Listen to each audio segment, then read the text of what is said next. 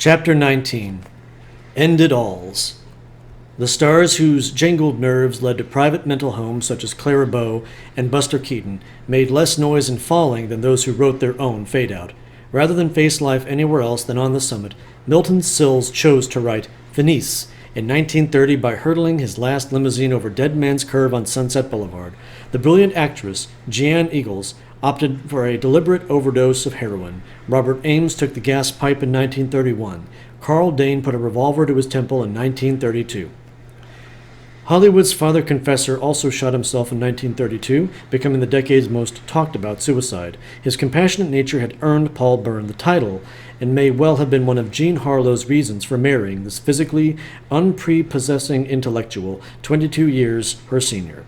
He was Thalberg's assistant at MGM and had been instrumental in bringing Jean to the Culver City factory. The odd couple was married on July 2, 1932. 2 months later, on September 5, 1932, the butler found Byrne's body in his wife's all-white bedroom in their Benedict Canyon mansion.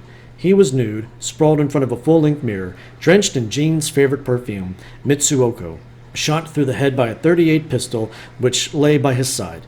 Jean was visiting her mother at the time. The butler did not notify the police but phoned MGM instead. Soon, Louis B. Mayer and Thalberg were on the scene. Mayer found a note in Byrne's handwriting on top of Jean's vanity table. Dearest, dear. Unfortunately, this is the only way to make good the frightful wrong I have done to you and to wipe out my abject humiliation. I love you. Paul. You understand that last night was only comedy. Well, it seems Byrne had a problem in that he had tried to effect intercourse by artificial means, a realistic, phony phallus. Mayer pocketed this note, and when the police finally arrived 2.5 hours later, only turned it over when the studio publicist, Howard Strickling, insisted he do so.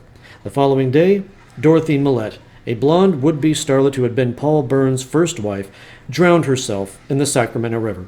Two has-been actors turned alcoholics drowned themselves. John Bowers walked nude into the waves at Malibu. James Murray jumped clothed into the East River. George Hill, talented director of The Big House, blew his head off with a hunting rifle in 1934. Lou Tellerin's suicide in 1935 was not unique. His hideous harakiri was with a pair of gold scissors imitated that of Max Linder 10 years earlier.